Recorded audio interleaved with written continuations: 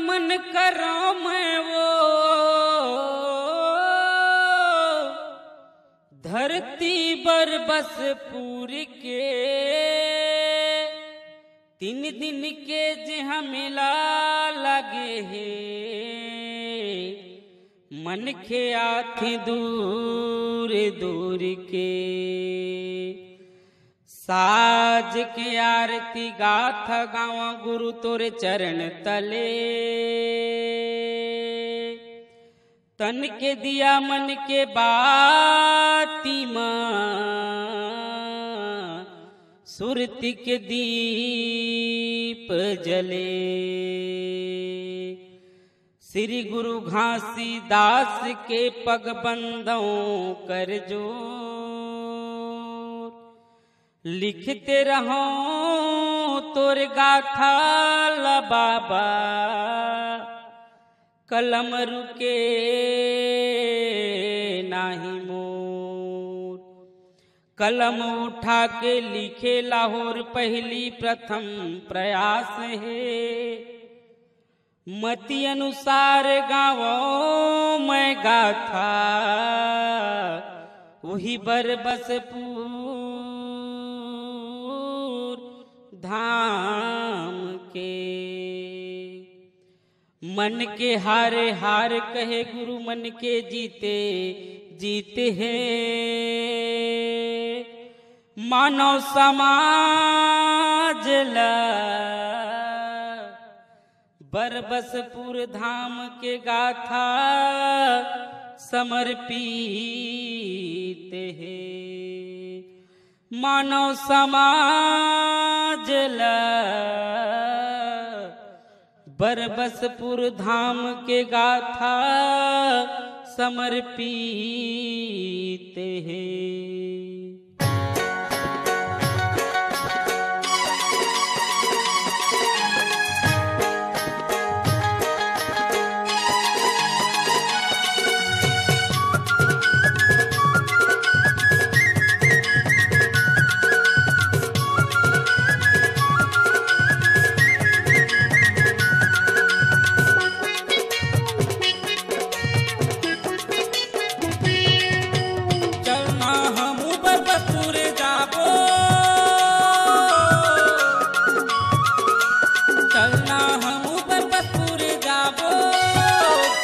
चरण मना बोलो गुरु दर्शन करिया बोना तहाँ धर लेना नरियर पान बही भूया ना पत जा बोलो तहाँ धर लेना नरियर पान बही भूया ना पत जा बोलो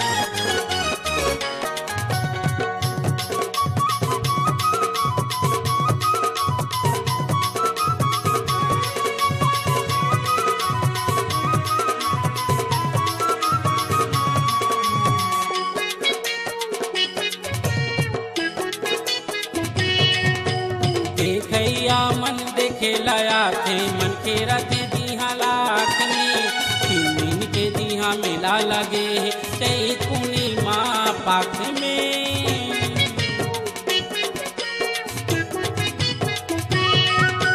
देखैया मन देखे लाया थे मन के रथे दिहा लाख में 3 दिन के दिहा मेला लगे है चैत पूर्णिमा पाख में चलना हम बरबसपुर जाबो चलना हम बरबसपुर जाबो बाबा चरण मना बोलो गुरु दर्शन करिया बोना तहाँ धर लेना नरियर पान बही भूया ना पत जा बोलो मैं हाँ धर ले हूँ नारियल पान बही भूया ना पत जा बोना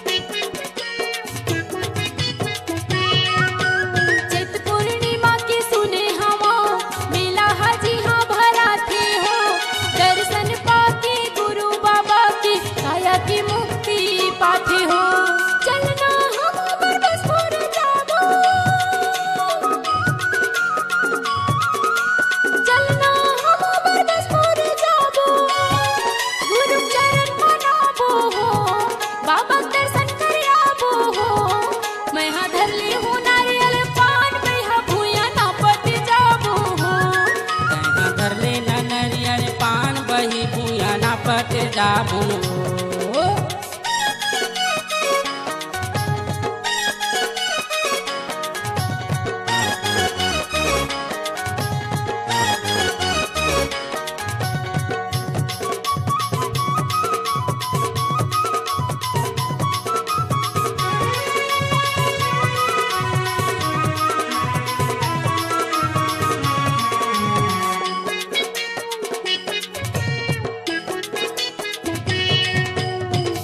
हवा गुरु बाबा की महिमा भरे है अमृत लोटा माँ कटोल देखे धन दौलत औ कटोल बेटी बेटा वो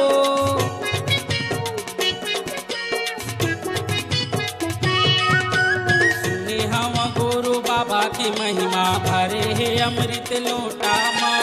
कटोल देखे धन दौलत औ कटोल बेटी बेटा वो चलना हम बरबसपुर जाबो चलना हम बरबसपुर जाबो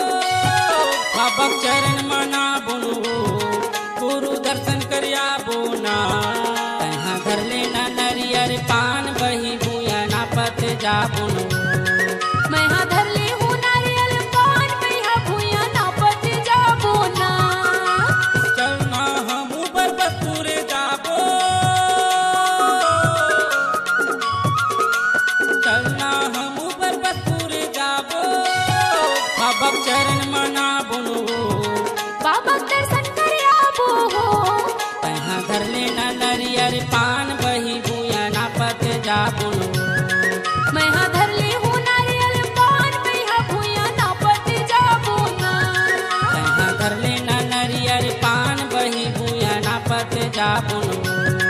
मैं हाँ धर ले हूँ नारियल पान मैं भूया ना पत जा बोना तहाँ घर लेना नरियर पान बही भूया ना पत जा बोलो